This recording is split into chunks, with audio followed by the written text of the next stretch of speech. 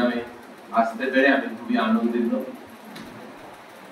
এই যে প্রোগ্রামটা আমরা করছি এটার পিছনে আমাদের যেটা উদ্যোগ, যা আমাদের অভিষ্ট লক্ষ্য, সেটা হচ্ছে আজকের দিনে আপনারা সবাই যারা ডিজিটাল যুগের ছেলে মেয়ে, তারা এইগুলো বেসিক যেগুলো হাইজিন, যেমন স্ট্রং পাসওয়ার্ড রাখা বা ধরুন অচেনা লোকের সঙ্গে ফ্রেন্ড রিকোয়েস্ট অ্যাকসেপ্ট করা না করা, এই বিষয়গুলো আপনারা ওয়াকিবহাল আছেন। এগুলোতে বেশি সময় আমি নষ্ট করব না। আমি যেটা বলতে চাই, আগেকার দিনে যেটা ছিল, আপনাদের যারা কেয়ার গিভার্স, প্যারেন্টসরা বা আমরা যারা আছি, আমরা এই ডিজিটাল যুগে বড় হই, কিন্তু আমাদেরকে আমাদের প্যারেন্টসরা বা আপনাদেরকে যেটা শিখিয়েছে সেটা হচ্ছে যে ডিজিটাল ওয়ার্ল্ড আর রিয়েল ওয়ার্ল্ড, যেটা মানে যেটা আমাদের প্রাত্যহিক জীবন, সেই দুটোর মধ্যে যে তফাৎ একটা ছিল আমরা যখন বড় হচ্ছিলাম, যে হ্যাঁ এই ক্ষেত্রে আমাদের বাবা মারা বলতো রাত্রিবেলা দরজা জানলা বন্ধ করিস, অচেনা লোকের সঙ্গে কথা বলার ক্ষেত্রে সাবধান হোস, কাউকে ঘরে ঢুকতে দিস না।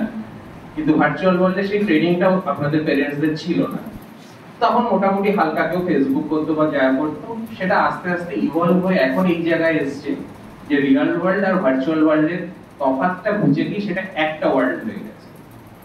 এবং এই ক্ষেত্রে যেটা হয়, আমার যেটা বক্তব্য এখানে মনে হয়, রিয়েল ওয়ার্ল্ডে আপনাদেরকে ট্রেনিংটা দেওয়া হয়েছে, বাবা মা যেটা দিয়েছে, সেই বেসিক হাইজিন গুলোই আপনারা যদি ভার্চুয়াল ওয়ার্ল্ডে মেনটেন করেন, যেমন ধরুন অচেনা লোকের সঙ্গে আপনারা কথা বলবেন না, ছোটবেলায় যেটা বলা হতো, ভার্চুয়াল ওয়ার্ল্ডের ক্ষেত্রে আপনারা একদমই যে অচেনা লোককে অ্যাকসেপ্ট যদি নাই করেন, তাহলে আর ফেসবুক বা ইনস্টা কেন করছেন সেটা আলাদা কথা, কিন্তু করবেন প্রথমেই সব ডিটেইলস গুলো শেয়ার করে দিয়েন না, আস্তে আস্তে ভেরিফাই করুন, তারপর নিজেদের শেয়ার করুন।